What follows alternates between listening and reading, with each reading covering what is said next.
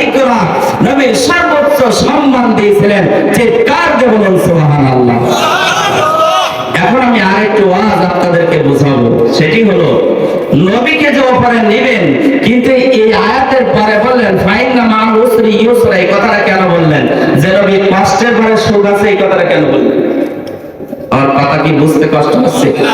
ভাষায় কোনো ডিফারেন্স হচ্ছে? যেহেতু আমি সাতক্ষীরার মানুষ, আপনারা শরীয়তপুরের মানুষ, ভাষাগত কোনো সমস্যা নাই তো? ভাইজান আমার, আল্লাহ নবীকে কেন বলা হলো নবী কষ্টের পরে সুখ আছে কেন বললেন? আপনি নজর করেন, যখন নবীর উপরে কোরআন নাযিল হলো আর কাফের বেঈমানদেরকে যখন আল্লাহর পয়গম্বর দিনের দাওয়াত দিলেন, ইসলামের দাওয়াত দিলেন, কিছু মানুষ দাওয়াত গ্রহণ করলেন, কিছু মানুষ গ্রহণ করলো না। গ্রহণ তো করলো না ঠিকই, বরঞ্চ বিরোধিতা করা আরম্ভ করেছে। এমন ভাবে বিরোধিতা করেছে, সে আগে আবু তালেব কারাগারের ভিতরে নবীজিকে বন্দী করে 3 বছর পর্যন্ত নবীজি জেল খেটেছেন। শুধু নবী একা না, সাথে আম্মা জান খাদিজাতুল কুবরা রাদিয়াল্লাহু তাআলা আনহাও জেল কেটেছেন। এই সময় এত নির্যাতন নিপীড়ন অত্যাচার করেছে, 1 মাস পর্যন্ত নবী এবং নবীর স্ত্রী খাদিজাকে 2 জনকে খানা পর্যন্ত দেয় নাই। আল্লাহর নবী বলেন, ওই হিসেবে আবু তালেব কারাগারে আমি নবীকে খানা দেয় নাই, পানি পর্যন্ত দেয় নাই। আমি নবী গাছের পাতা চিবায় চিবায় খেয়েছি। 3 বছর পর্যন্ত জেল কাটার পরে আল্লাহর পয়গম্বর যখন জেলখানা থেকে মুক্তি পাইলেন, মুক্তি পাওয়ার কিছুদিন পরে, কিছুদিন যেতে না যেতে নবীজির অত্যন্ত মহব্বতের চাচা আবু তালেব দুনিয়া থেকে বিদায় হয়ে যায়। জেলখানার কষ্ট, এই কষ্ট যেতে না যেতে কিছুদিনের ভিতরে কলিজার টুকরা চাচা, যিনি কলিজা দিয়ে দিল দিয়ে অন্তর দিয়ে মহব্বত করতেন, ভালোবাসতেন, সেই চাচা দুনিয়া থেকে বিদায় হয়ে গেছে। নবীজির কষ্ট বাড়ছে না কমছে? এরপরে আছে একজন ডাইনে বামে সাহায্যকারী আম্মা জান খাদিজাতুল কুবরা। বন্ধুরা আমার গভীর মনোযোগ, এখান থেকে কিছুদিন পর আম্মা জান খাদিজাতুল কুবরা রাদিয়াল্লাহু তাআলা আনহা তিনি দুনিয়া থেকে বিদায় হয়ে গেলেন। নবী বড় অসহায় হয়ে গেলেন। ডাইনে চাচাও নাই এবং ডাইনে বামে নিজের প্রিয়তমা বিবি, যিনি জান দিয়ে, মাল দিয়ে, ইজ্জত দিয়ে, ধন দিয়ে রাত্র দিনে মেহনত করে করে নবীজিকে সান্ত্বনা দিতেন, সেই প্রাণ প্রিয় বিবি খাদিজাও দুনিয়ার ভিতরে নাই, বিদায় হয়ে গেলেন। নবী বড় অসহায় হয়ে গেলেন।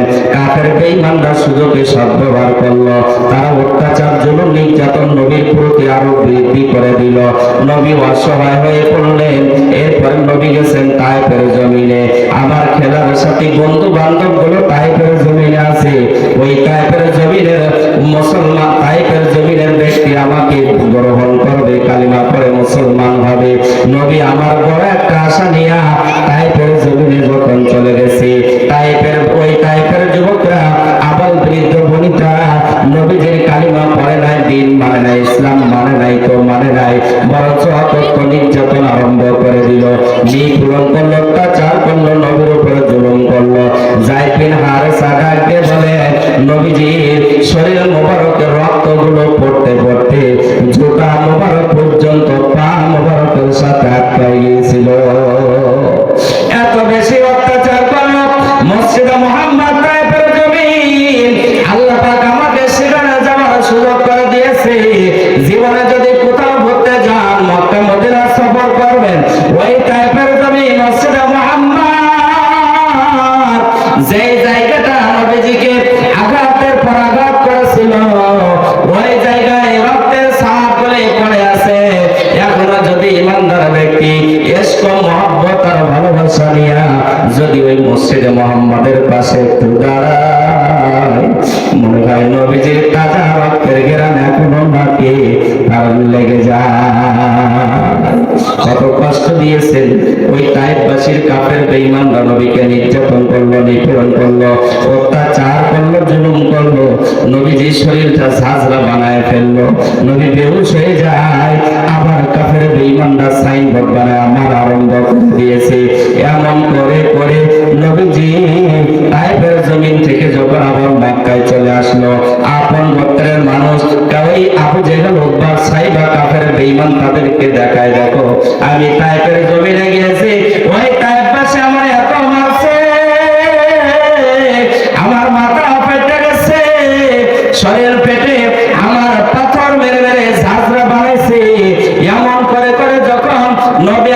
আমার মনের কষ্টের কথাগুলি সেদিন তাদের সামনে বলতেছিল। তারা বলতেছিল, মুহাম্মদ তোমাকে যাইতে নিষেধ করেছিলাম, তোমার দিন কেউ মানবে না, ধর্ম কেউ মানবে না, তুমি সেখানে যাও কেন? এই জন্য তো তোমারে মারছে। এখন আমরা তোমারে আবার পিটাবো, কে আমাদের হাত থেকে তোমাকে বাঁচাবে? তোমার সেই চাচা আবু তালেব নাই, তোমার বিবি খাদিজাও নাই, এখন আমাদের হাত থেকে তোমাকে কে রক্ষা করবে? আমরা সিদ্ধান্ত নিলাম তোমাকে দুনিয়া থেকে বিদায় করে দেব। নাউজুবিল্লাহ। কাফের বেঈমানরা একত্রিত হয়ে সিদ্ধান্ত গ্রহণ করেছে, একটা রাত নির্দিষ্ট করছে, অমুক রাতে নবীকে দুনিয়াতে বিদায় করা হবে। নবী আমার হজরা মুবারকে যারা মক্কাতে যাবে, দেখবেন আবু কুবাইস পাহাড়ের পাশে একটা লাইব্রেরি এখন আছে বাবা। ওই লাইব্রেরিটা হলো আল্লাহর নবীজির হজরা মুবারক। আল্লাহর নবী হজরা মুবারকের মধ্যে শায়িত ছিলেন বাবা। হঠাৎ করে গভীর রজনীতে আল্লাহর নবীর কাছে জিবরাইল আমিনকে আল্লাহ পাঠায়।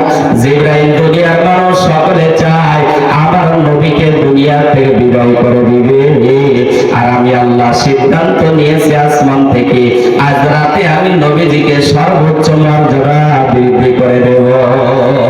নারায়ে তাকবীর। জিবরাইল চলে যাও, এই মুহূর্তে আমার বন্ধু হাবিবকে বল, আমার বন্ধু যেন নিজের হজরা মুবারকে না ঘুমায়। আমার বন্ধুকে বল উম্মে হানির ঘরের ভিতরে ঘুমাইতে, কারণ উম্মে হানির ঘরটা ছিল আপনার বাইতুল্লাহ শরীফের হাতিমে কাবার পাশে ছিল উম্মে হানির ঘর। নবী গো, আজকে রাত্রে আল্লাহ নির্দেশ করেছেন আপনার উম্মে হানির ঘরে ঘুমাইতে জোরে কান সুবহানাল্লাহ। উম্মে হানির ঘরে ছিলেন নবী কামলেওয়ালা, বলেন না, উম্মে হানির ঘরে ছিলেন নবী কামলেওয়ালা, জোরে, উম্মে হানির ঘরে ছিলেন নবী কামলেওয়ালা। সেই খুশিতে পড়ো সবাই দরুদ সাল্লে আলা, সেই খুশিতে পড়ো সবাই দরুদ সাল্লে আলা। মারহাবা। বন্ধুরা আমার, আজ রাতের জন্য আল্লাহ তাআলা সিদ্ধান্ত গ্রহণ করেছে হাবিব, গোটা পৃথিবীর মানুষ চায় আপনাকে দুনিয়াতে বিদায় করতে, আর আমি আল্লাহ আজকে সিদ্ধান্ত নিয়েছি ওয়ারাফা'না লাকা যিকরাক, নবী আপনার সর্বোচ্চ মর্যাদা দিতে। নবী আমি আপনার পরামর্শ দিয়েছিলাম ফাইন্না মা'আল উসরি ইউসরা, প্রত্যেক কষ্টের পরে সুখ আছে। এই জন্য নবী আমি আপনাকে সান্ত্বনার বাণীটা আগে দিয়েছিলাম।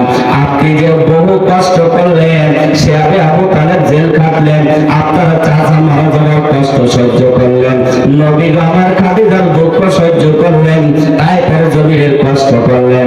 আমি নবী আর কষ্ট দিতে চাই না। এখন ওয়ারাফা'না লাকা যিকরাক, সর্বোচ্চ মর্যাদা আমি আল্লাহ আপনাকে বৃদ্ধি করে দিতে চাই। বন্ধুরা আমার, খুব খেয়াল করবেন, সময় কম। এরপরে জিবরাইল আসলেন, আপনার বাইতুল্লাহ শরীফে হাতিমে কাবায় নিলেন। হাতিমে কাবায় নিয়ে নবীজির কলিজা মুবারক জিবরাইল ফাড়ি ফেললেন, একদম ওপেন হার্ট সার্জারি করে ফেললেন।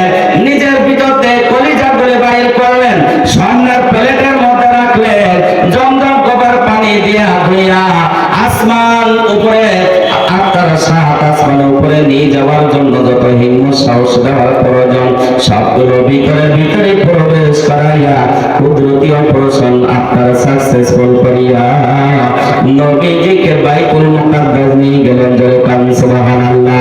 বাইতুল মুকাদ্দাস থেকে প্রথম আসমান, দ্বিতীয় আসমান, তৃতীয়, চতুর্থ, পঞ্চম, ষষ্ঠ, সপ্তম আসমান, এরপরে সিদরাতুল মুনতাহা জিবরাইলের বাড়ি। জোরে কান সুবহানাল্লাহ। মুসা নবীকে জিবরাইল ডাক দিয়ে বলছিলেন একজন ব্যক্তি যাইতে পারবে, তাছাড়া কেউ পারবে না। তিনি গেলেন নবী মুহাম্মদ জিবরাইলের বাড়ি সিদরাতুল মুনতাহা। চিৎকার দিয়ে বলা যাবে কি সুবহানাল্লাহ। আমার আজকে আপনারা বুঝতেছেন? লাইন ঠিক আছে না? ঠিক আছে না? জিবরাইলের বাড়ি আল্লাহর হাবিব ডাক দিয়ে বললেন, জিবরাইল তুমি কেন দাঁড়ায় আছো? বলো, তুমি আমার সাথে চলো। উদ্যোগ করে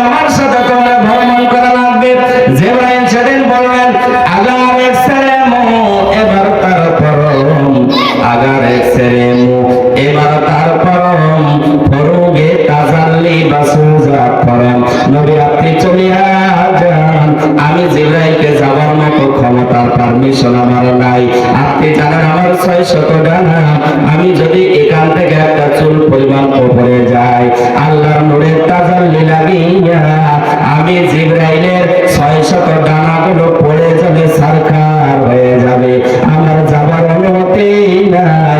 নবী আপনি যান, আপনার জন্য আল্লাহ সম্মানের চেয়ার আপনার রবের ব্যবস্থা করে দিয়েছে। যেরকম সুবহানাল্লাহ। আল্লাহর হাবিব রব্বে উঠে চলে গেলেন লাউহে কলম আরশে আজিম। আল্লাহর হাবিব আল্লাহ তাআলা নিজেই বলেন ফাকানা কাবা কাউসাইনি আও আদনা ফাতাদাল্লা কাবা কাউসাইনি আও আদনা। আল্লাহ তাআলা নিজেই বর্ণনা করে বলেন আমার নবীকে আর আমি এমন পাশাপাশি বসে আছি, তীর এবং ধনুকের দুই ধনুকের ব্যবধান এমন একটা জায়গায় আমরা বসে বসে কথা বলেছি। আর আল্লাহর হাবিব বলছেন রাআইতু আযজা ওয়া জাল্লা, আমি আল্লাহ তাআলাকে স্বয়ং চোখে দেখেছি। চিৎকার দিয়ে বলা যাবে কি সুবহানাল্লাহ। বন্ধুরা আমার ভাইয়েরা, আল্লাহ তাআলা বন্ধুকে নিয়ে কাছে নিয়ে মহব্বতের সাথে নবী আল্লাহ তাআলাকে দেখেন, আল্লাহ নবীকে দেখেন। এভাবে দীর্ঘ সময় চলে গেল। আরশে আজিম আরশ করছিল, কলম সব ভ্রমণ করলেন। নবী আমার বলেন দুনিয়ার মধ্যে যেই কোরআনুল কারীম পড়েছি, এই কোরআনুল কারীমের যেখানে জের আছে, জবর আছে, নকতা আছে, আমি আরশে আজিমের ডাইন পাশে লাউহে মাহফুজের ভিতরে দুনিয়ার কোরআনটা হুবহু আমি নবী দেখেছি। চিৎকার দিয়ে বলা যাবে কি সুবহানাল্লাহ। আল্লাহর নবী যখন জান্নাত জাহান্নাম ভ্রমণ করলেন, জান্নাত ভ্রমণ করার পরে এরপরে জাহান্নাম ভ্রমণ করলেন। যখন তিনি চলে আসলেন, লম্বা ঘটনা সংক্ষেপ করে দিলাম। আসার পরে মহিলাদেরকে ডাক দিয়ে বললেন শোনো, ইয়া মাশারান নিসা, হে মহিলারা, তাসাদদাকনা, তোমরা বেশি বেশি করে তোমরা সদকা করতে থাকো, বেশি বেশি করে সদকা করো। ওয়া আকসিরনাল ইস্তিগফার, আর বেশি বেশি তোমরা তওবা ইস্তিগফার করো। ফা ইন্নী রাআইতুকুন্না ফাকালাত ইমরাতু আকসারা আহলিন নার মিনহুন্না জাজলাতান, কারণ আমি জাহান্নামের মধ্যে দেখেছি অধিকাংশ নারীরা জাহান্নামের মধ্যে, অধিকাংশ নারীরাই জাহান্নামের মধ্যে আমি দেখলাম। তার ভিতরে জাজলাতান, জাজলা নামের একজন নারী ছিল। ওই মহিলা ডাক দিয়ে বললেন ওয়া মা লানা ইয়া রাসূলুল্লাহ আকসারু আহলিন নার, ও আল্লাহর নবী মহিলারা কেন জাহান্নামের মধ্যে, কারণটা কি একটু জানতে চাই। ক্বালা তুসরিনাল লানা ওয়া তাকফুরুনাল আশিরা, আল্লাহর নবী বলেন দুইটা কারণে মহিলারা বেশি জাহান্নামের ভিতরে। কয়টা কারণ? দুইটা কারণে বেশি অংশ মহিলারা জাহান্নামের ভিতরে আছে। কয়টা কারণে বলেন? আরো জোরে বলেন কয়টা? আর আসতে বলেন কয়টা? সামনে নির্বাচন আছে তো স্লোগান টান দেওয়া লাগবে না, বুঝতেছেন না? এখন থেকে প্র্যাকটিস করা লাগবে। জোরে বলেন কয়টা? আরো জোরে বলেন কয়টা? দুইটা কারণে নারীরা বেশি জাহান্নামী, নারীরা বেশি জাহান্নামী। মোট দুইটা কারণে বেশি, বহু কারণে আছে, তার মধ্যে দুইটা। যে দুইটা কারণ আল্লাহর হাবিব ডাকে বলেন শোনো, দুনিয়ার মানুষের দুইটা কারণে যে জাহান্নামে মহিলারা যাবে, কিন্তু মহিলারা দুইটা জিনিসের গুরুত্ব দেয় না, অত্যন্ত সহজ মনে করে। কিন্তু এই দুইটা অন্যায় আমার আল্লাহর কাছে সব থেকে বড় মারাত্মক। এক নাম্বার হলো ওই স্ত্রীরা বেশি অংশ মহিলারা লানত করে। ওয়া আকসিরিনাল লানা, বেশি অংশ মহিলারা লানত করে। মহিলারা কি করে দেখবেন, সন্তান যদি অসুস্থ হয়ে, সন্তান যদি কথা না শোনে বা সন্তানকে ডাক দিল কথা মানলো না, মহিলারা দেখবেন বেশি অংশ তুই মরতে পারিস না, তোর মাথায় যেন বজ্রপাত পড়ে, বলে কি বলে না? এই চরচান্দাই এলাকার দিকে এরকম মহিলা নাই, আমাদের দিকে আসি তাই বলতেছি। এরকম বহু মহিলা আছে কথায় কথায় লানত দেয়। কতক্ষণ ঠিক তবে ঠিক? ও মা, সন্তানদেরকে কখনো গালি দিও না গো মা, কারণ তোমার মুখটা বড় পবিত্র বৃদ্ধ বাবারা। কারণ মা বাবা সন্তানের জন্য গালি দিলে যেমন কবুল হয়, ঠিক তেমনি করে দোয়া করলেও কবুল হয়। মা বাবার দোয়াটা যেমন কবুল হয়,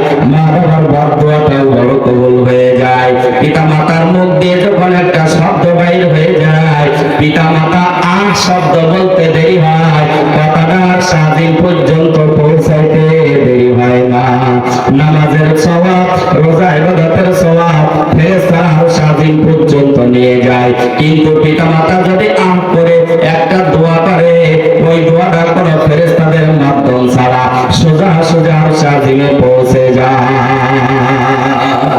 ভালোভাবে মনে রাখবেন ও পর্দার মা ও বৃদ্ধ বাবারা, বন্দুকের গুলি মিস হতে পারে, কামানের মেশিন গানের গুলি মিস হতে পারে, কিন্তু পিতামাতা যদি সন্তানের জন্য দোয়া করে এবং পিতামাতা যদি সন্তানের জন্য বরদোয়া করে, এটা পর্দা ছাড়া মুহূর্তের মধ্যে আল্লাহর আরশ আজিমে কবুল হয়ে যায়।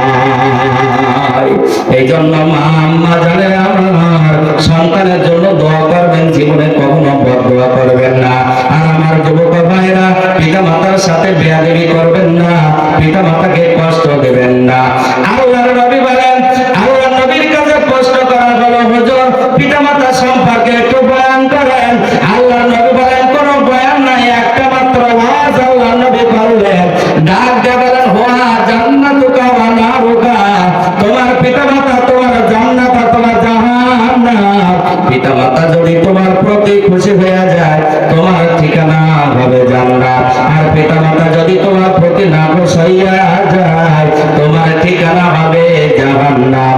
নামাজ রোজা ইবাদত বন্দেগী দিয়া কোন অবস্থায় জাহান্নাম থেকে মুক্তি পাওয়া যাবে না। এই জন্য যুবক ভাইয়ের হাতে পায়ে ধরে বলি, জীবনে পিতা মাতার মনে কষ্ট দিও না। রাজি আছে না নাই? আর যারা বলেন আছে না নাই? 2 নাম্বার হলো ওয়াতাকফুরুনাল আশিরা। আর 2 নাম্বার হলো নারীরা বেশি বেশি স্বামীর নাশকরি করে। কার নাশকরি করে? স্বামীর নাশকরি করে। দেখবেন 50 বছর সংসারের জিন্দেগিতে ল্যাংচা, রসমালাই, কুমিল্লার বিখ্যাত রসমালাই সহ ভালো মন্দ খাইতে দিলেন, ভালো মন্দ কাপড় চোপড় দিলেন। হঠাৎ করে একদিন আবদার করলো, ও প্রাণের স্বামী আমার, আপনি মেহরবানি করে একটু বাজার থেকে একটা পাকি জামা নিয়ে এসেন না, খাইরুল্লাহ শাড়িটা নিয়ে এসেন। এখন আপনার পকেটে টাকা নাই, আপনি আনতে পারলেন না। হঠাৎ করে বলে দিবে, দেখবেন নজর করে যে বিয়ের পরের থেকে এই পর্যন্ত তোমার সংসারে একটা দিনে ভালো মুখ পাই নাই। কথা কয় না, কথা বলে না, কথা ঠিক তবে ঠিক না। এই ধরনের রোগী বুঝে এসে শরীয়ত পড়ে নাই আছে, আসেনি মা বোন, আসেনি আজকে, যেটা সময় নাই এই জন্য আর কেউ দিকে যাইতে পারতেছে না।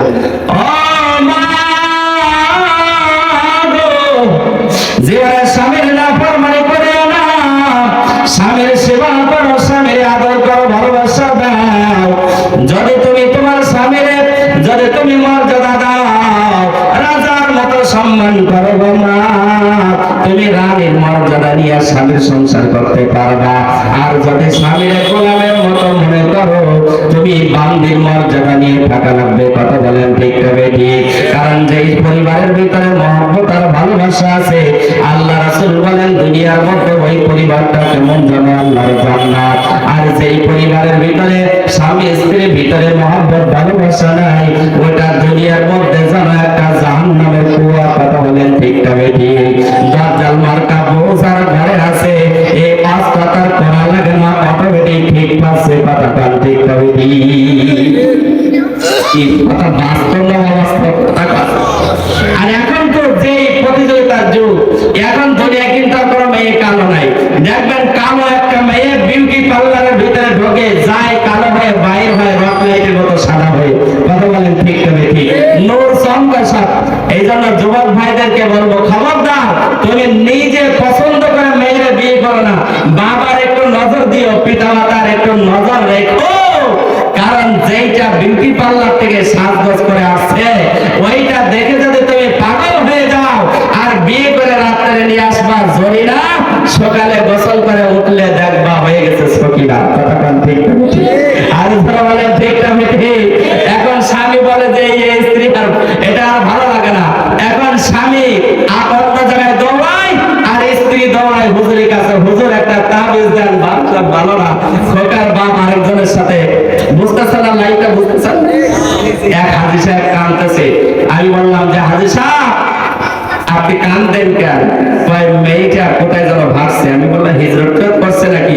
বলে হ্যাঁ চলে গেছে। বলে কোথায় গেছে? আমি বললাম টাচ মোবাইল কি এটা হাতে আছে নাকি? বলে হ্যাঁ টাচ মোবাইল আছে।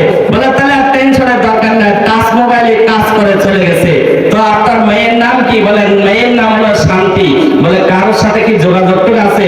বলে হ্যাঁ আমাদের ওই পাড়ায়, ওই অমুক পাড়ায় একটা ছেলে আছে, নাম হলো ইসলাম। ওই ইসলামের সাথে তার একটা সম্পর্ক ছিল।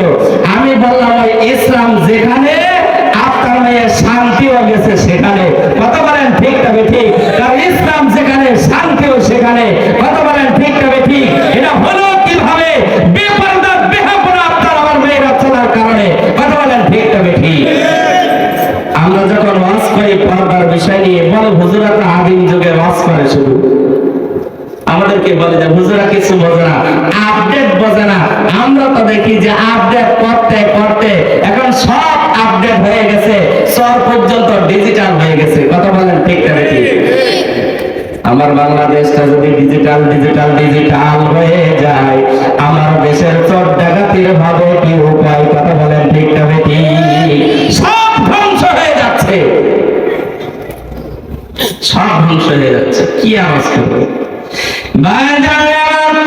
এই জন্য আল্লাহ পাক রব্বুল আলামিন কোরআনুল কারীমের ভিতরে বলেন, ওয়াকারা ফি বুয়ুতিকুন্না ওয়ালা তাবাররাজনা তাবাররুজাল জাহিলিয়াতিল উলা।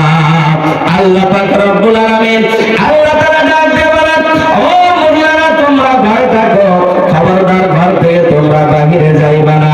আর যদি ঘর থেকে বাহিরে যাবার প্রয়োজন পড়ে, তাবাররাজনা তাবাররুজাল জাহিলিয়াতিল উলা, তখন বেপরদা বেহায়াপনা ভাবে তোমরা নিজের চেহারাকে প্রদর্শনী করে তোমরা বাহিরে যাইবা না। যদি বাইরে যাওয়া লাগে, বাইরে যাওয়ার প্রয়োজন যদি পড়ে, কিভাবে যাইবা? আমার আল্লাহ আয়াতের ভিতরে বলেন, ইউদুনিনা আলাইহিন্না মিন জালাবিবিহিন্না, তখন আপাদ মস্তক থেকে পর্দা করে তারপরে যাওয়া লাগবে। এই বিধানটা কার? এই জন্য ডাকতে বলে, গো মা, ঘর সাজানোর পিছনে পড়িও না, নিজের চেহারা শরীরকে সাজানোর পিছনে পড়িও না, নিজের জীবনকে শরীরকে সুন্নত দিয়ে সাজাও। যদি সুন্নত দিয়ে সাজাইবা, নবীর উম্মত যদি তুমি হতে পারো, দুনিয়া থেকে বিদায় হতে দেরি হবে, আল্লাহ কবরটাকে জান্নাত বানাইতে দেরি করবে না। জোরে কান সুবহানাল্লাহ। নবীর আদর্শ মানতে রাজি আছি না নাই? দুই হাত উত্তোলন করে বলুন, আছি না নাই? একটা হাত নাড়া দেন তো, একটা হাত নাড়া দেন। হ্যাঁ, মাশাআল্লাহ বলেন, আমার নবী দয়ার নবী গো, আপনি নবী আমার জীবনের জীবন। বলুন, আল্লাহ নবী দয়ার, জোরে জোরে তোমার সাথে, আল্লাহর নবী দয়ার নবী গো, আপনি নবী আমার জীবনের জীবন, আপনি নবী আমার জীবন সাথী, অন্ধকার কবরের বাতি দিবেন ডাকা জীবনে একবার। আল্লাহ নবী দয়ার নবী, আপনি নবী আমার জীবনের জীবন। যেরকম হাওয়া। আপনাদের কষ্ট হয়? আর যেরকম কষ্ট হয়? আমার অসুস্থ ছিলাম, কিন্তু আপনাদের এই যে অসহায় একটা মন মেজাজ দেখে আমার সে কষ্ট কখন যে পালা গেছে তা নিজে বলতে পারতেছি না। খারাপ লাগতেছে আপনাদের? যেহেতু ঘড়ির টাইম টিক টিক করতে থামতেছে না, ওটা যাচ্ছে সামনের দিকে। কষ্ট পাচ্ছেন আপনারা? না, এখানে আমার বন্ধুরা আমার, এই জন্য বলবো, দুনিয়ার ভিতরে দুইটা জায়গার সাথে মহব্বত রাখবেন। এক নাম্বার হলো মসজিদের সাথে, দুই নাম্বার হলো মাদ্রাসার সাথে, আর একটা দলের সাথে সম্পর্ক রাখবেন। এই দলটা হলো আলেমের দল। বলেন কার দল?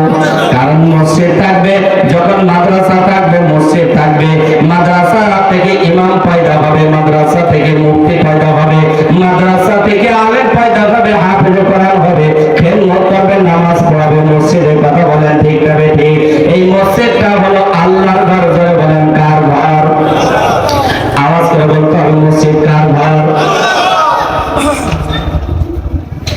মসজিদটা হলো আল্লাহর ঘর। জোরে বলেন কার ঘর? আরে জোরে বলেন কার ঘর? আল্লাহর হাবিব বলেন, মান বানা লিল্লাহি মসজিদান বানাল্লাহু লাহু বাইতান ফিল জান্নাহ। হুজুর আমার বলেন, কোন ব্যক্তি যদি একটা দুনিয়ার ভিতরে মসজিদ বানায়, আল্লাহর হাবিব বলেন, আল্লাহ পাক রব্বুল আলামিন জান্নাতে তার জন্য একটা ঘরের ব্যবস্থা করে দেয়। আল্লাহর হাবিব বলেন, দুনিয়ার মধ্যে মসজিদের সাথে সম্পর্ক রাখো, এই মসজিদ কিয়ামতের ময়দানে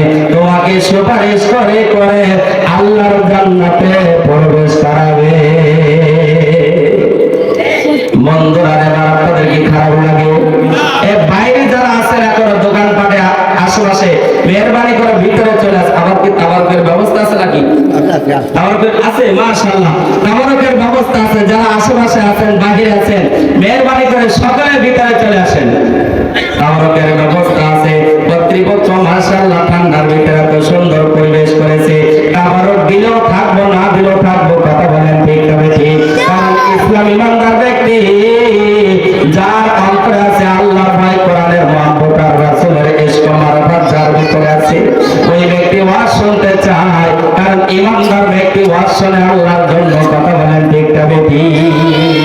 বন্ধুরা আমার, আল্লাহর হাবিব বলেন রজব মাসের ভিতরে তোমরা নফল নামাজ, কোরআন তেলাওয়াত, জিকির আজকার বেশি বেশি করবা, আর বেশি বেশি পরিমাণে কোরআনুল কারীমের তেলাওয়াত করবা। আর হুজুর মেরাজ থেকে এসে বললেন দুইটা আমল তোমরা বেশি বেশি করবা। জোরে বলেন কয়টা? আরো জোরে কয়টা? আরো জোরে কয়টা? এক নাম্বার হলো বেশি বেশি দান সদকা করবা। দুই নাম্বার হলো বেশি বেশি ইস্তেগফার করবা। আল্লাহ তাআলা যে আল্লাহ আমাদের হায়াতের মালিক, আল্লাহ তাআলা আমাদের মওতের মালিক, আল্লাহ রিজিকের মালিক, আল্লাহ অর্থ দেওয়ার মালিক, ধন সম্পদের মালিক। কথা বলেন ঠিক তবে ঠিক। আমরা যখন বিভিন্ন ওয়াজ মাহফিলে যাই আর যখন টাকা পয়সা যখন চাই, তখন মানুষ বলে, এক শ্রেণীর মানুষ, হুজুর এত টাকা চাই কেন? আচ্ছা টাকা পয়সা দিয়েছেন কে বলেন? আল্লাহ। আর বলেন কে দিয়েছেন? আর বলেন কে দিয়েছেন? দিয়েছেন তো আল্লাহ। সে আল্লাহ রাস্তায় দিতে কি কোনো কোনটা আছে? আর বলেন আছে? নারায়ে তাকবীর, নারায়ে তাকবীর।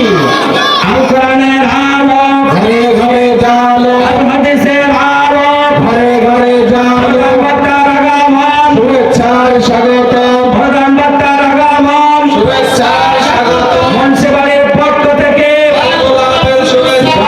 হযরত মাওলানা মুফতি মিজানুর রহমান আমিনী সাহেব। নারায়ে তাকবীর, আল্লাহু আকবার।